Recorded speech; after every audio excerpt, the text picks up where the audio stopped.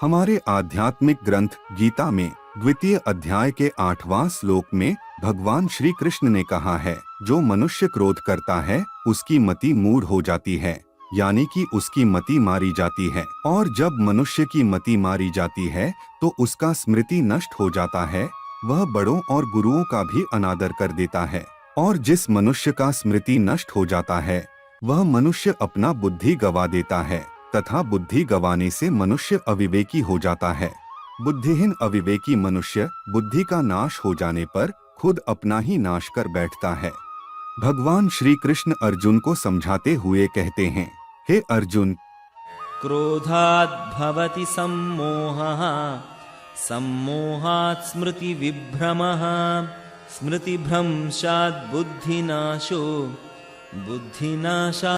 इस श्लोक का अर्थ यह है कि क्रोध से मनुष्य की मति मारी जाती है, यानी मूढ़ हो जाती है, जिससे स्मृति भ्रमित हो जाती है, और स्मृति भ्रम हो जाने से मनुष्य की बुद्धि नष्ट हो जाती है, और बुद्धि का नाश हो जाने पर मनुष्य खुद अपना ही नाश कर बैठता है। अतः मनुष्य को क्रोध करने से बचना चाहिए, ताकि मनुष्य विवेक में रहकर अपने कार्य योग्यता और कुशलता पूर्वक कर सके। यही उसके लिए जीवन का उत्तम मार्ग होगा। श्री कृष्ण भगवान के श्री मुख से निकले आध्यात्मिक ग्रंथ गीता के द्वितीय अध्याय के 63वां श्लोक का वर्णन हमारे जीवन में क्रोध न कर विवेकपूर्ण रहकर सत्य के मार्ग पर चलने का प्रेरणा देता है। आज के परिस्थितियों में हमारा समाज अपने नैतिक मूल्यों को नहीं समझता है। मनुष्य इतना अधिक क्रोधी हो गया है कि थोड़ी सी बात पर लोगों से क्षण भर में हिंसा के लिए उतारू हो जाता है। उनको यह भी विवेक नहीं रहता है कि इसके परिणाम स्वरूप उसे दुख ही भोगना होगा। भगवान श्री कृष्ण के द्वारा गीता में कहा गया यह श्लोक हमारे सामाजिक और व्यक्तिगत जीवन का उत्तम मार्ग दिखाता है।